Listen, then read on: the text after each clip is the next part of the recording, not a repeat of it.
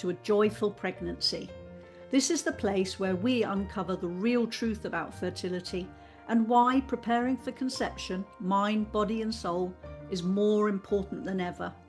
With honest, empowering conversations, we'll explore the hidden factors impacting fertility and how a holistic approach can help you take back control of your journey. Whether you're trying naturally, navigating IVF, or just starting out, know this: you're not alone, you're not broken, and you're already on your way. So let's walk this path together.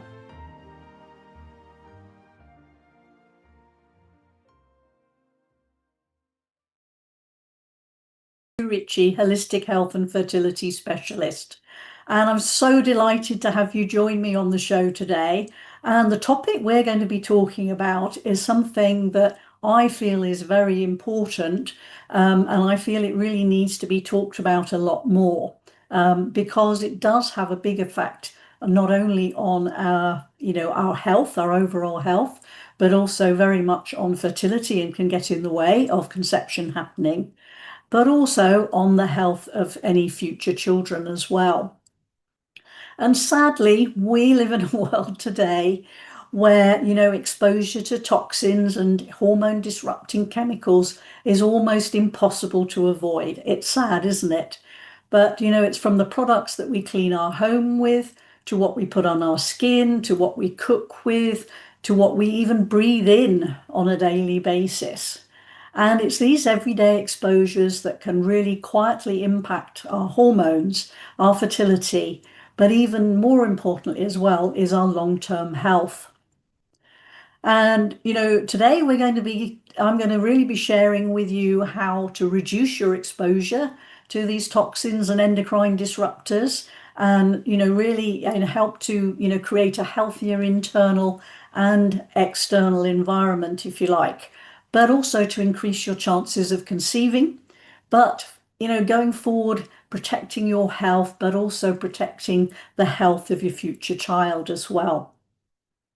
And, I'm not talking about, this subject because I want to scare you. That's that's not what my intention is. It's really about creating awareness so that you can step into that place of choice. And, you don't need to throw everything away that you're currently using or live a toxin-free life. And it's not about making these changes overnight. So instead, I'm really just going to be explaining, why reducing your exposure is important, and, give you some, simple, realistic changes that you can make that will, help you to significantly reduce the risk, but also, support good hormone balance, support your fertility, and, having a calmer and healthier home. So the truth is, this matters to you whether, you're looking to conceive naturally or you're going the IVF route. And it also applies to both men and women too. So I think I'm going to start by just saying, why you should be thinking about, your exposure to toxins when you're trying to conceive. Now, even though they're invisible, some of the most harmful chemicals for hormonal health are actually found in our home. And, many chemicals, both natural and man-made, they might mimic or interfere with the body's hormones. And, that system in the body is known as the endocrine system. And these chemicals are known as endocrine disruptors. You might have heard of that term. If not, it's something new. So let me explain what endocrine disruptors are. Well, they are chemical compounds that interfere with the normal functioning of your endocrine system. Now, that also affects the reproductive system and other biological processes that your endocrine system regulates in your body. And the endocrine system is this complex network of glands and organs that are responsible for creating and releasing hormones that, gets into your bloodstream, and they carry messages throughout the body. So key glands that, are impacting your fertility are the pituitary gland, your ovaries, your testes, but there are also other glands as well that are important. And all those hormones send signals to all the different tissues in your body, telling them what to do. Now, when these chemicals get into our bodies, they can mimic our natural hormones. And this is where, it becomes detrimental to, hormone sensitive organs. And those, organs are like the uterus, your breast, but the immune system and our neurological systems. And they also can have an impact on human development. And that's where obviously we're talking about this, because it's about protecting your baby as well and its development when you're pregnant, its development in the womb. So what impact does hormone imbalance have on fertility? Well, it can certainly affect the fertility in both men and women. And, one of the sort of key things, if you like, that where hormones are having an impact is when women have, PCOS. It can also affect thyroid disorders, and, other endocrine disorders can disrupt other normal hormone functions and leading, to issues such as having irregular menstrual cycles, lack of ovulation, and low sperm production. And in men, these hormones are only disrupted if you've got low testosterone levels. That can lead to, reduced sperm production, and, affecting hormonal issues such as libido and just generally sort of overall productive health. Now, one of the sort of hormones or chemicals that come in that are a problem, particularly for women with PCOS, is they're called xenoestrogens, so false estrogens. And xenoestrogens are synthetic or natural compounds that actually mimic estrogen in the body. And obviously, estrogen is a really important hormone when it comes to conceiving, as I'm sure you're well aware. And the problem is that these xenoestrogens can be found in various everyday products, such as, plastic, personal care items, things that you're putting on your body, cosmetics, and also they're in pesticides, which can obviously, as you're probably well aware, end up on a lot of our food in terms of, fruits and vegetables and stuff like that. So what are the worst fertility disruptors that, I just want to highlight these because it would take me a long time to go through everything in detail. But what I will say is that I am going to share with you about a free ebook that I have, which will take you deeper into this whole subject, which is called A Handy Guide to a Non-Toxic Home. But we'll come to that later. So things like, you might have heard of BPAs. Well, BPAs is a chemical that's used in hard plastic packaging. And, that's packaging in terms of water bottles, but also packaging that food and other drinks and stuff come with. It's everywhere today. The other chemical to be very aware of is phthalates, and these are found particularly in soft plastic products, so it makes the plastic soft and more malleable. And unfortunately, that also includes plastic toys. And then we have parabens, and also which is very much found in personal care products, particularly shampoos, makeup, cosmetics, creams that we put on our bodies and stuff, lipstick, all that sort of stuff. And then there's benzophenone, which is in sunscreens. And probably a very common one, which is in skincare products and shampoo, is sodium lauryl sulfate, which is also quite often, if you're looking on labels, will be abbreviated to SLS. Now, the other area where there are chemicals is our furniture and electronic items in the home, because furniture these days all has to be sprayed with fire retardants to reduce fire risk in the home, which obviously is, there is a benefit to that, of course. But also I'll be talking a little bit later about how you can reduce your exposure to some of those. The other thing we need to talk about is fish, and particularly large fish such as tuna and swordfish. And unfortunately, more and more these fish, our seas are becoming more polluted, and it's becoming a much bigger issue, because there are things like mercury and PCBs which are showing up, particularly in large fish. And, I personally advise all of my clients to stop eating these large fish, um, because, and also some of the seafoods that are actually filtering the seawater as well because of, these chemicals and pollutants that are in them.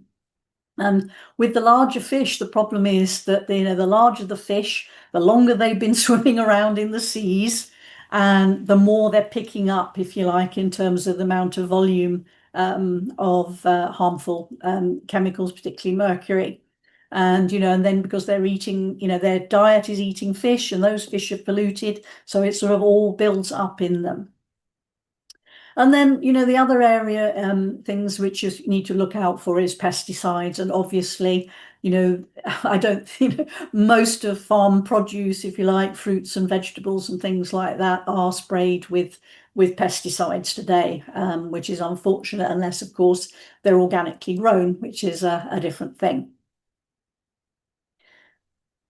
So let's talk now about, it's all very well knowing all of this, but what can you do to start to reduce your exposure to some of these harmful chemicals? Well, my advice very much is to, excuse me, to become what I call a label warrior or a label detective. Because did you know that the average woman uses 12 beauty products a day? And those 12 products, can contain a staggering 168 different chemicals. It's a bit scary, isn't it? When you look at it like that, it's a little bit scary. But there are things we can do to avoid those. So what can you do? Now, I know that, when you come to look at switching products to more natural and organic products, they're, often and predominantly tend to be a lot more expensive than some of the other products that are, generally available on the market. So my advice here is really, prioritize the products that you're using on your skin, that you use the most. So things that you're using on a daily basis, or, it's not only on the daily basis, but the products that you're putting on, the biggest amount of skin on your body. Because, your skin is an organ that really absorbs things very, very quickly. Where anything on your skin gets absorbed very quickly into your bloodstream. So, that is a very important tip that you can, start putting in place. Now, there's also, I think that we've been driven very much by advertising. We're seeing adverts on a daily basis of, we need to wash our hair every day. Well, the reality is that we don't need to wash our hair every day. So, one of the other tips is by using less, washing your hair less frequently. You can, you use less of a shampoo that might be a bit more expensive, and, the cost will then be, evening itself out, if you like. And also my other thing is around the whole thing of, it's like we need to shower every day.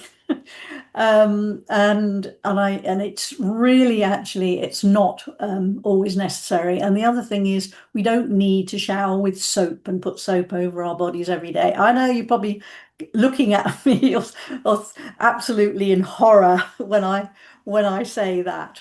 But the truth is that we have a microbiome on our skin, and that's very important to protect ourselves from harmful pathogens and bacteria and all of that. And by washing our bodies with soap every day, we're just destroying that microbiome. And unless you're, really sweaty, or, you've been swimming and you want to get chlorine off, it's not essential to shower every day. And, I can honestly admit, and you're probably going to be horrified too, that for the last 10 years, I do not use soap on my body showering every day. And certainly my husband hasn't said anything to me about the fact that I smell or anything like that, and neither any of my family. So, and I know he would if it was the case. So, yeah, it really, you could stop showering, if you not stop showering, but not using soap on your skin every day. Now I have to talk about fragrances. Fragrances is one of the things that I get quite upset about, because I don't know about you, but I just seem to see so many adverts on the television every day talking about smell and this spray to, make your clothes smell better, this spray to make your room smell better. We seem to have become obsessed, if you like, with that everything has to smell nice. But the problem is that many of these products contain harmful chemicals, and we've got sprays, you've got candles, you've got plug-in air fresheners, and plug-in air fresheners, have harmful phthalates. I mentioned those earlier. That you're breathing those in all of the time. So do check what's in them. And you know what? Opening, that old-fashioned way of just opening the window to freshen your room, there's nothing wrong with that. In fact, it's a really good thing to be doing. And we have to talk as well here when we're talking about fragrances. We have to talk about vaginal sprays. And I basically say to you, please do not use those at all. They're not necessary. Your vagina is perfectly capable of keeping itself nice and clean and fresh. And the other thing as well is that, when it comes to feminine products for periods, unfortunately, some research back in 2024 shown that period products contain harmful chemicals such as pesticides, heavy metals, and PFAs, and those pose a potential risk for you, and particularly because they're you're either putting them in your vagina and they're getting into the bloodstream very quickly. And I know that if you haven't heard of this might come as a bit of a shock. So really, it's really important to swap and literally be using those products that are actually organic cotton, if you like, or you can use fodder and the sort of reusable options, if you like, things like moon cups. But with everything, it's about checking the ingredients and what's in things that's important. Plastic, important. Plastic is everywhere. But, here's some simple ways that, you can start reducing your exposure to using plastic. Get yourself a stainless steel water bottle, which you take out with you. Don't actually, go and buy water bottles, plastic water bottles of water.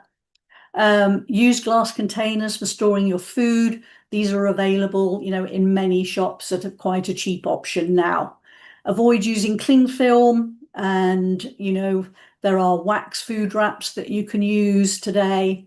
And just in general, try and reduce your amount of the amount of foods that you buy that are already in plastic, and don't microwave any food in plastic either.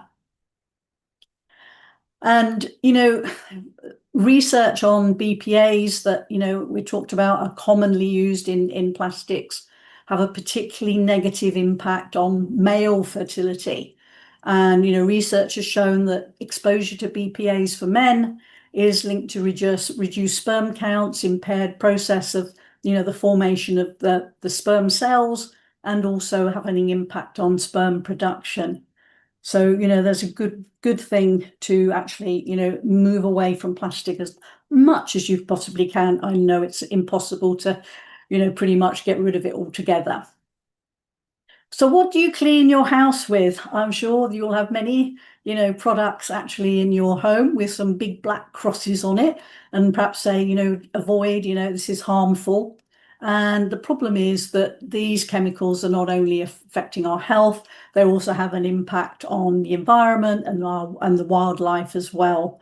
So, my advice here is to really switch to, products that are natural. As I said, avoid the ones that got these big black X's saying danger and all of those things on it. But you know what? There are many very, the sort of more old-fashioned cleaning methods that use natural things like lemon juice and vinegar. And, there are plenty of websites there. You can go online and search for natural alternative solutions. For example, getting rid of limescale, which is like, sometimes a big problem. You just use the juice of a lemon, leave it on for a while and wash it off. Works a treat. And, there are also e-cloths out there as well. And, with those, you just need water and you don't need any other, things to go on them to clean with. And they're a great way of reducing exposure to cleaning. So really, overall advice is just switch to organic, natural, and eco-friendly products for, all the cleaning needs that you have in your home. And I can't not talk about food. Well, it's sad, but, probably the vast majority of food, which isn't organically grown, will be sprayed with pesticides. And, it's not great for the environment, it's not great for our health, and it's not great for our children's health either. So the answer for this is that really ideally buy as much organic produce as you can afford.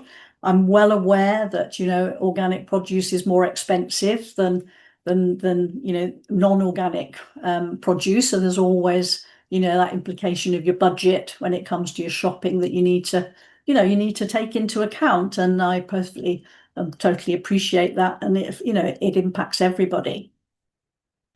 But the other thing as well is to, as much as possible, and certainly, making sure that you wash all your fruits and vegetables really well to reduce your exposure as much as possible.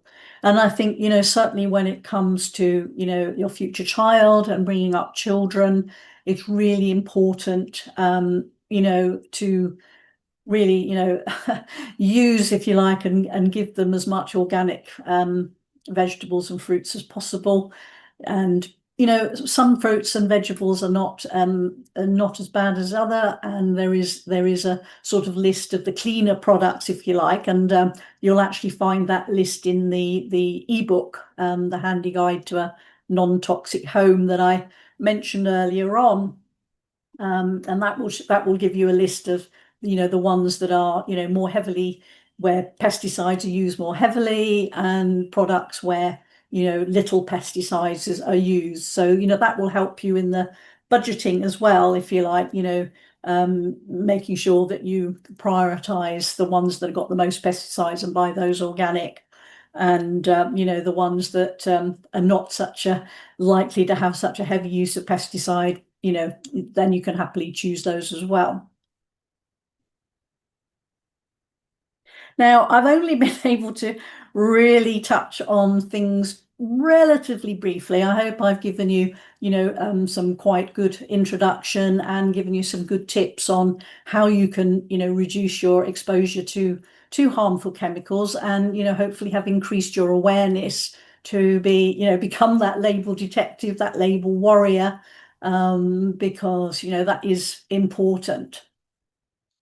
But if you want to find out more and you want to go deeper, as I said, I have got a free ebook, Your Handy Guide to a Non-Toxic Home, Creating a Healthy Home Environment for Fertility, Pregnancy and Family.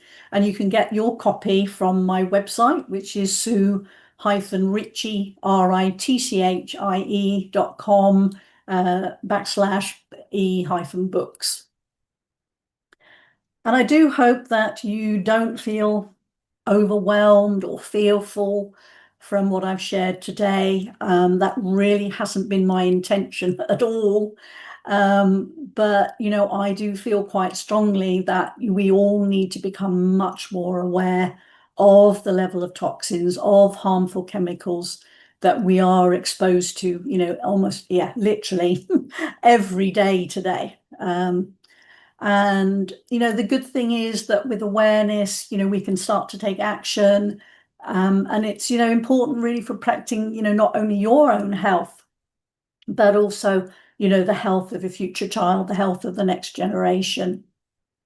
And if there's one thing that I'd really like you to take away from today, and that is just start to become more conscious, become more aware, take notice, check the labels on products, see what's in them. And there's plenty of ways of Googling whatever, we might find to find out more about the ingredients. And, it's going to be so important for you to really be creating a much healthier home environment that's going to protect you and your future child from, unnecessary exposure that can harm both health and well-being. And if you feel, you need some support, I'm here, and all you need to do is just to reach out. So thank you so much for joining me today. We are coming to the end of the show now.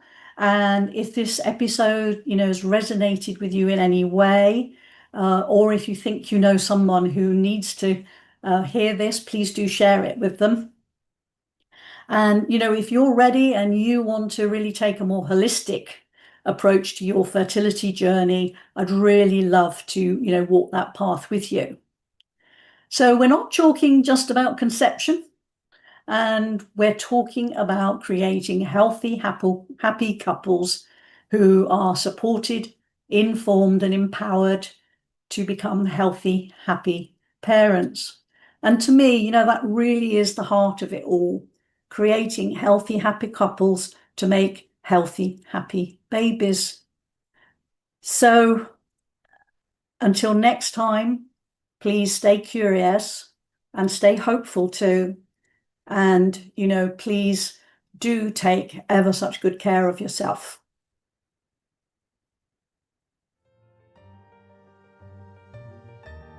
Thank you for listening to the Conscious Conception Show with me, Sue Ritchie.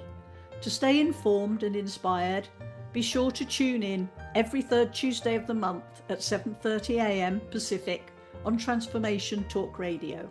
Subscribe so you never miss an episode, and sign up for my newsletter for helpful tips on boosting fertility and preparing for positive, empowered parenthood. If you're ready for more support, connect with me on social media on Instagram and LinkedIn and at Optimum Fertility, or visit my website at sue-ritchie.com.